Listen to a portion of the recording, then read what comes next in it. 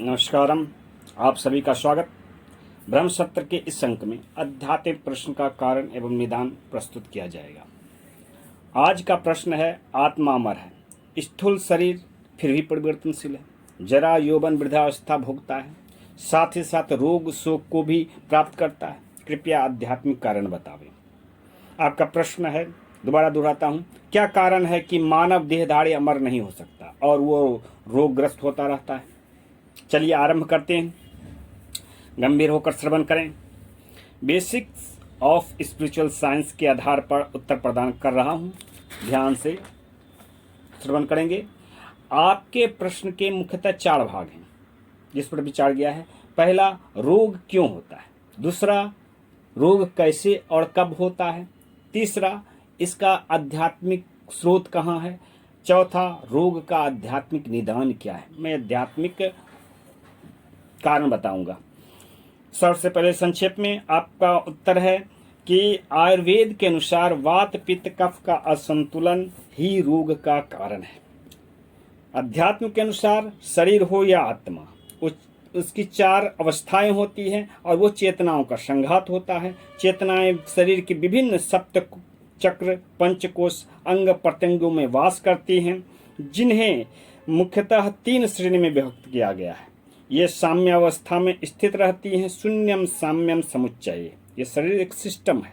स्थूल शरीर एवं जीव शरीर के मध्य की अवस्था में सूक्ष्म शरीर, कारण शरीर, तुरीय शरीर, अस्थु ब्रह्म योनि, इंद्र योनि, नारायण योनि क्रमशः में चित्त विनिमय होता रहता है। यह क्षण क्षण भाव और विचार को शरीर में उत्पन्न करने वाली चेतनाएं होती हैं, कारक तत्व होती हैं, जो अंग प्रत्यंगों में नियोजित होती रहती हैं। और जब इनमें व्यतिक्रम उत्पन्न हो जाता है, असंतुलन उत्पन्न हो जाता है, तब शारीरिक व्यवस्था असहज हो जाती है। अंग्रेजी में इसी को डिजीज कहते हैं, डिसईजी। व्यक्ति स्वस्थ नहीं रहता है। स्व में चेतनाओं का निष्ठावान न रहना ही रोग का कारण है। शून्यम साम्यम समुच्चय भंग होते ही 3 प्रकार की व्याधि मल रूप में आपके शरीर की इंद्रियों में, हार चक्रों पे और शरीर पे स्थापित हो जाते हैं, जिसे क्रमशः आनव मल, इंद्रिय मल, शारीरिक मल कहा जाता है। तो अब दूसरा, पहला प्रश्न हो गया उत्तर। दूसरा प्रश्न है, कैसे और कब होता है, उसका उत्तर क्या है। तो देखिए, मानव देहधारी मुख्यतः श्वास प्रश्वास, भोजन ग्रहण उत्सर्जन, संगति साहचर्य, नित्यकर्म और विश्राम द्वारा शरीर को स्वस्थ रखता है, संतुलित रखता है।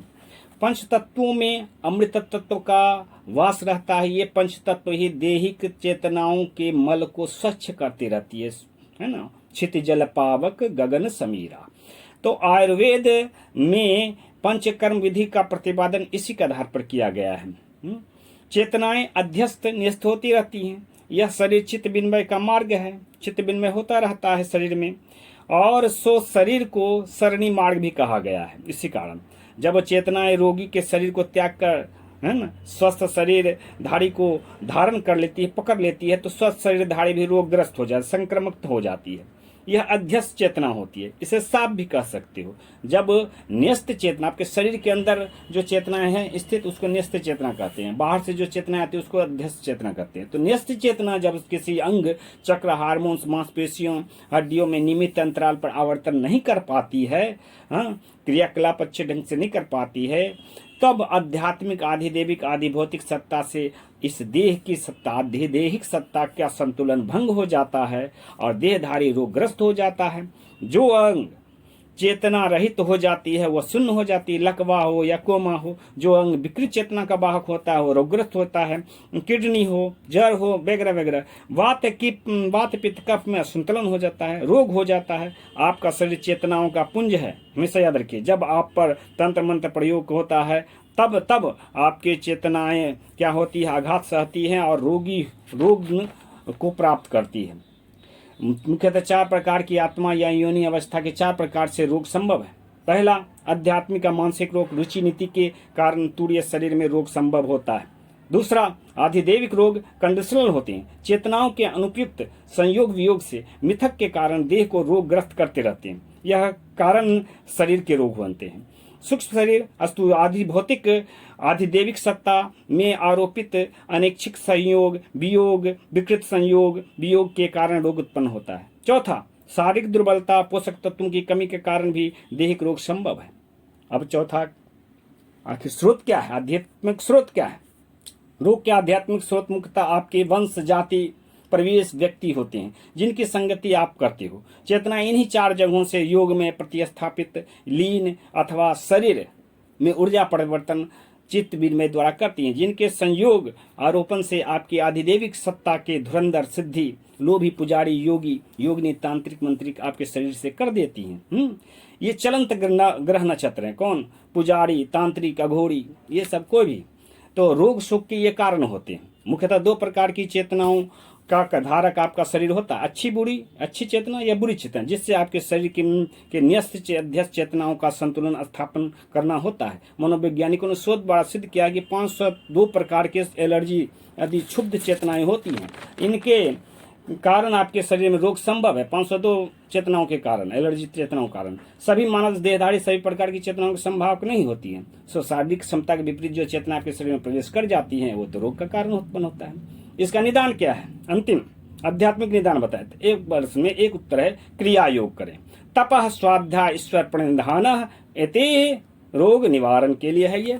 अब आप इसमें कहा गया सूक्ष्म शरीर की दुर्बलता के निदान तप के द्वारा करें। कारण शरीर के शरीर का रोग का निदान आपके स्वाध्याय और तप के द्वारा करें। तुरीय शरीर के रोग का निदान ये आपके भक्ति योग क्रिया योग के द्वारा करें। अंत में यदि समान धर्मी को बढ़ाएंगे अपने परिवेश में, अपने जैसे वंश जाति व्यक्ति वाले को बढ़ाएं। अंत में आप अपने परिवेश की वंश जाति व्यक्ति में समान धर्मी लोगों को बढ़ावा दें, समान चरित्र उद्देश्य पक्ष वाले के साथ संगति करें, और जो आपके विपरीत चरित्र के हैं, उद्देश्य के पक्ष हैं, के निर्णय वाले हैं, उनसे पृथकता रखें। यदि कर्मकांडी हैं तो यज्ञ करें, योगी हैं तो अष्टांग योग करें। फलतः एक सामाजिक सांस्कृतिक प्रवेश समान धर्म बनेगा। समानो मंत्र समिति समाना सनम समानि मनः सचेतन समान मनोवा सुसाहसति। इस प्रकार की जो समानी मंत्र है उसका वाचन प्रतिदिन करें। ओम शांति। हमारा आज का यह वीडियो आपको कैसा लगा? आप कमेंट बॉक्स में लिखें, प्रतिक्रिया करें ताकि हमारा प्रोत्साहन हो और पुनश्च आपके लिए हम अच्छी वीडियो तैयार करें और आपके आध्यात्मिक कारणों का समाधान करें। आप इसको सब्सक्राइब कर सकते हैं और धन्यवाद। नमो नमः।